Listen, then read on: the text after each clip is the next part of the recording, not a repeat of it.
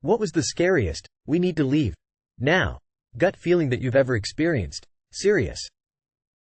I bartended years ago. I kicked this guy out because he was acting very strange, muttering under his breath that he would kill my other customers, just really hostile.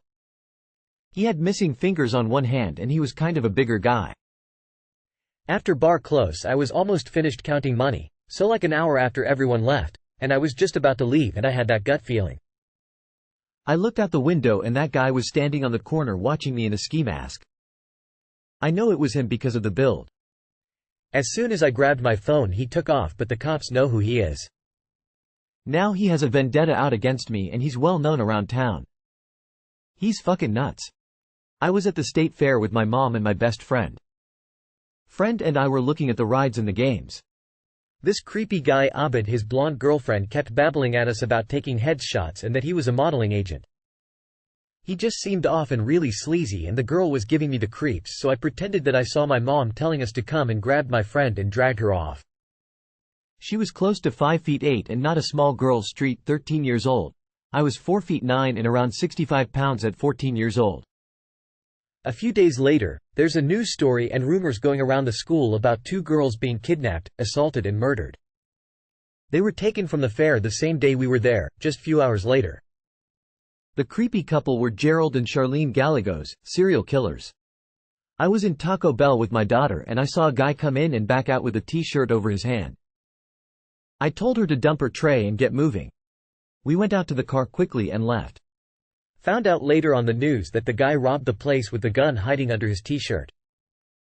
Standing outside my friend's house watering their garden while they were away on vacation. Not even 30 seconds after I shut the door and locked it, about 6 men started pounding on the door, reaching in the mail slot trying to unlock said door, telling me to come out, plus calling me cutie and other degrading pet names. I was hammock camping while riding my motorcycle through Arkansas. I had a dream that I was getting pulled over by the cops on my bike. The flashing lights were super bright in my eyes. And as I woke from my dream I noticed my blue hammock tent is lighting up like flashing police lights. I immediately felt an adrenaline spike and went into full flight mode. Packed my shit up faster than I could even put my boots on.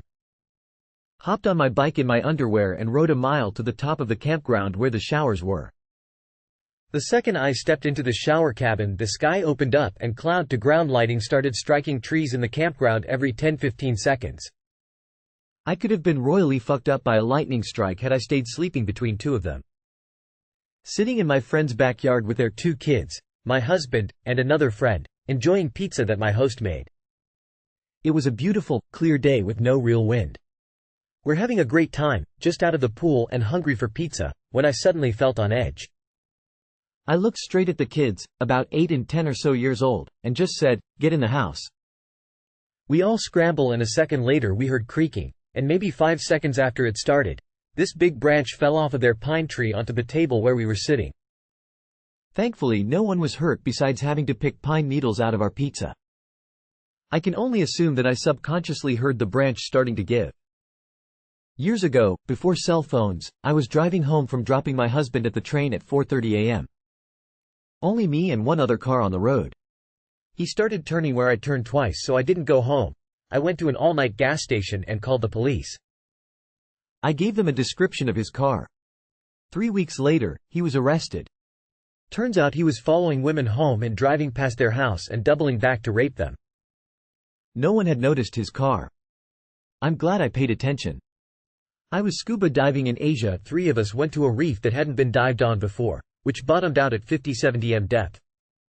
5 minutes into the dive, we all get a very bad feeling like we were being watched. Ignored it, but the feeling wouldn't go away. Further 10 m into the dive, we all watched the silhouette of a white shark glide slowly past, right on the periphery of where we could see. Then glide back in the other direction a minute later. The decompression stop to get out was the scariest 3 minutes of my life.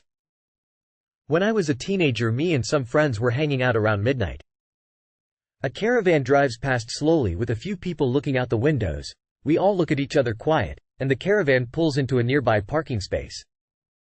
We all get up and walk to our bikes because something feels really off. A few minutes later we hear someone shout, and as I turned around there was about 5 or 6 people getting out with metal pipes and other things in hands. We ran so fast, nothing happened, but I'm 99% sure we were about to get beaten and robbed. I was walking down the street in a very unfamiliar city with a group of friends. I got this feeling and didn't know how to articulate it, so I said to the group, "Hey, I've got to use the restroom. Can we just duck inside this subway real quick?" I promise I'll be quick. About a minute later there was a shootout just up the block.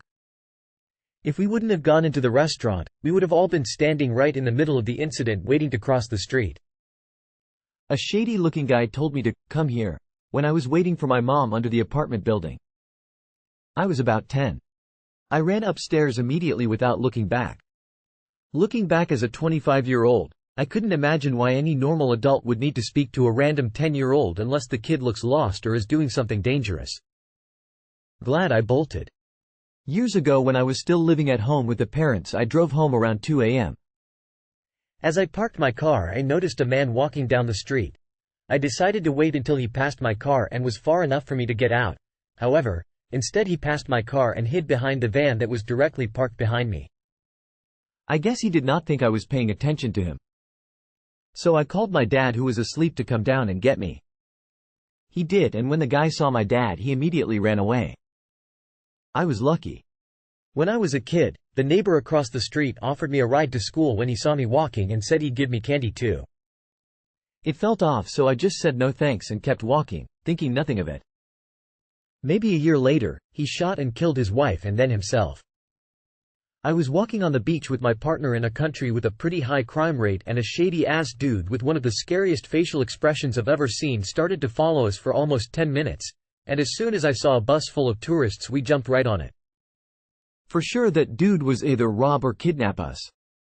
My great-grandma lives at the far end of a neighborhood, right next to a big, busy street, so there are suspicious characters by her house often. When I was a kid, I visited her every weekend, and one time when I was 11, I was sitting on the living room floor and I heard these two people arguing in Spanish.